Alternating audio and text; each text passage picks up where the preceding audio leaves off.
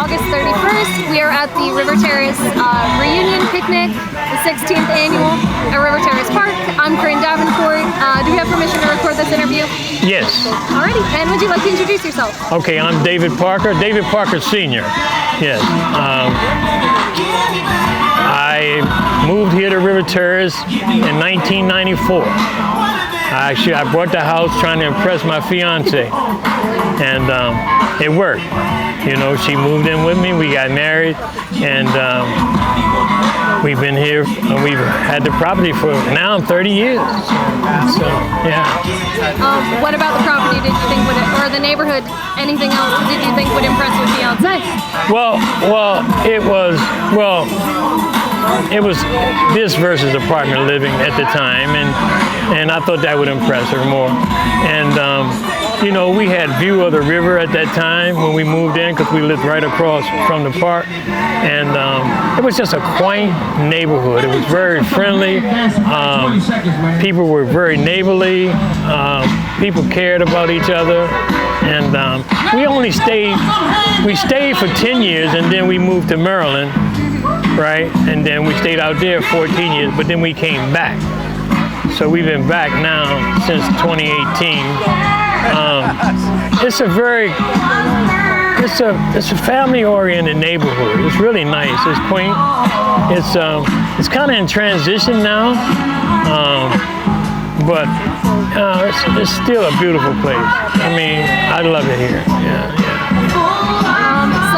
What drew you to it when you first got here? Once you were settled here, what did you guys really love about the neighborhood?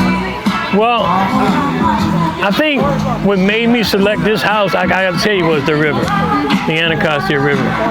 Being able to, you know, the river. It was unique to live in the city and have waterfront property, you know, and that was unique, and it was affordable at the time. You know, cost had a lot to do with it. You know, I could afford it, and so it was an easy fix for me. You know, yeah. And do you have any favorite memories from after you moved from your time in the neighborhood?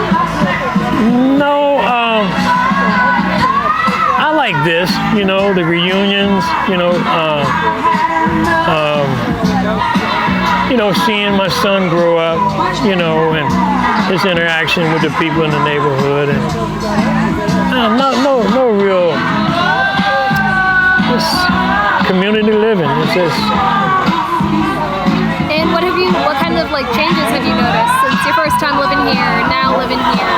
Okay, well, the changes now is a lot more diverse. You know, when I first got here, it was some diversity, but not much. It was, you know, but now there's more so. It's a lot more than before.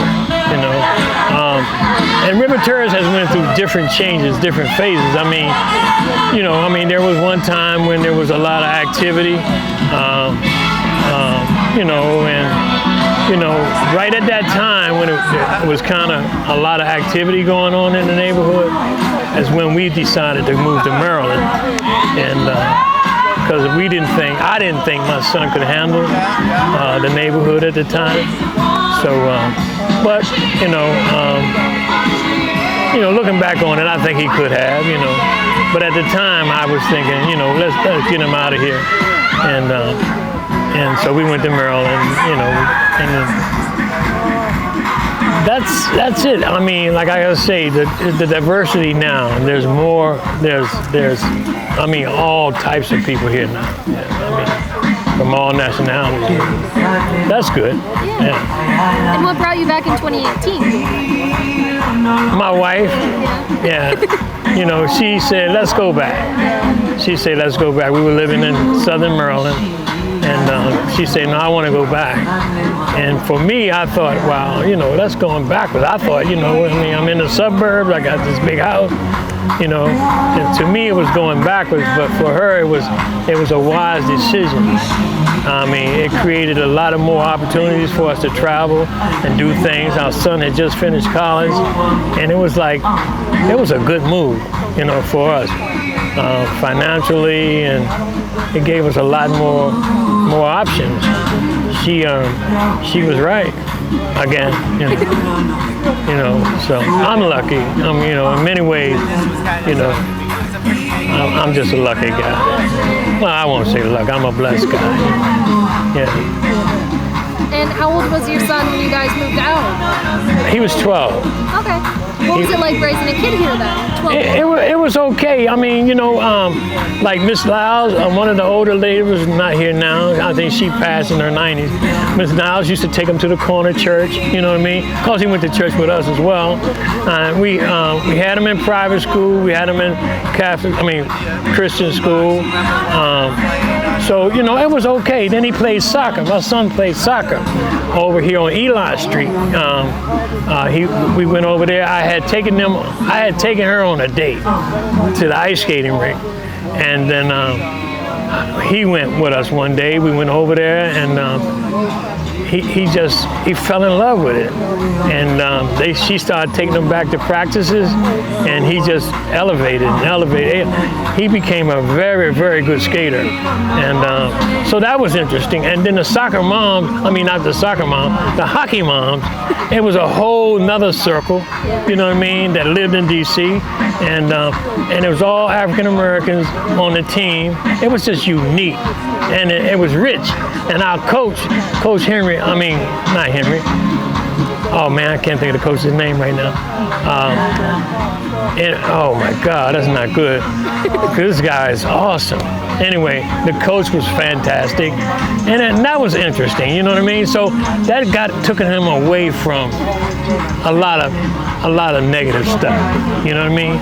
He didn't have to deal with any negativity because he was always around positive people, And our next door neighbor, Miss Fletcher, she was sweet. People cared for him and liked him. He was a likable guy, and he is a likable guy. And so it was good raising him here. That first 12 years, it wasn't bad. It wasn't bad at all. But I got to tell you, the richest part was the hockey. And having hockey right here in D.C. That was interesting, not far away. And, that was good. That was good. It was good for my wife, and all the hockey moms. They were awesome. The hockey parents, and we used to do trips and go play in different states, and and those guys got really good, so that made it fun too. To see them winning, so that was nice.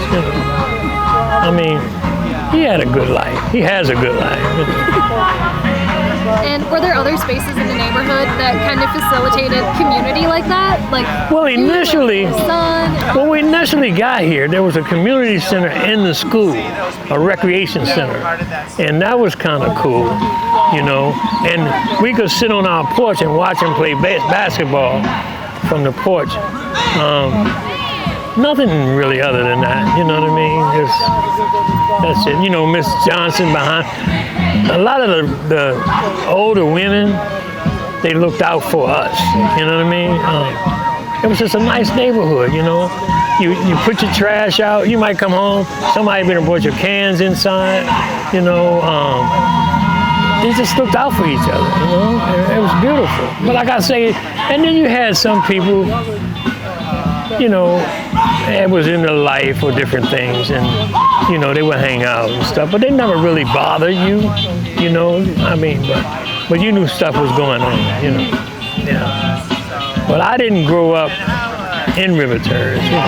I grew up in far northeast. I went to school uptown, northwest, Woodrow Wilson, and so that's how I was, but I'm glad I came. I'm glad I bought the house, and it was a good move. Did you ever, how was it living here versus where you lived in Maryland in terms of the community aspect of it? How close people were to each other? Oh my God. We lived in a cul-de-sac, and there was an Indian family here from South Africa. There was a gentleman, Tim, he was a career in the Air Force. He was a career soldier. There was Edgar and them were from the Philippines. The entire cul-de-sac was just we bonded. I mean, we bonded. We watched movies on the garage doors, and we just bonded. It was just a beautiful experience.